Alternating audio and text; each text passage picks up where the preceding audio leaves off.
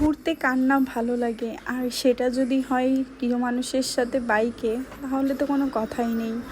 আমি মাঝে মাঝে রাত্রিবেলা শাড়ি পরে একটু ভিডিও করি। তো ওই দিনও ভিডিও করতেছিলাম, আমার হাজব্যান্ড বলতেছে চলো শাড়ি পরছো তাহলে একটু ঘুরাই নিয়ে আসি। তখন রাত বাজে হচ্ছে 10টা।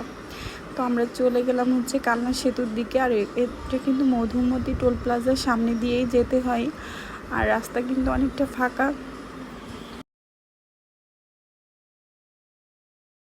আমি এখানে দাঁড়িয়ে কিছু ভিডিও আর ছবি তুলি।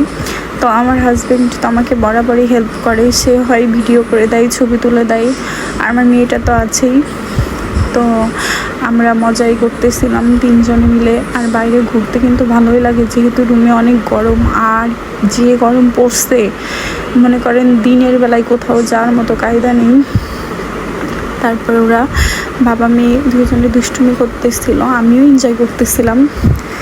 তারপর আমি আমার হাজব্যান্ডকে বললাম যে তুমি একটু মেয়েকে দেখো, আমি একটু ভিডিও করি। তারপর আমি ভিডিও বানাচ্ছিলাম আর ওরা দুইজনে ঘুরতেছিল। আমার তো ভীষণ মজা লাগতেছিল যে মাঝে মাঝে রাত্রিবেলা যখন ও আমাকে বলে যে চলো একটু ঘুরাই নিয়ে আসি, ভীষণ ভালো লাগে। আর সারাদিন ব্যস্ততার ভিতরে যেহেতু সময় দিতে পারে না, আর নববর্ষের ভিতরেও কিন্তু আমরা ঘুরতে পারি নাই, যেহেতু আমার বাচ্চা অসুস্থ ছিল।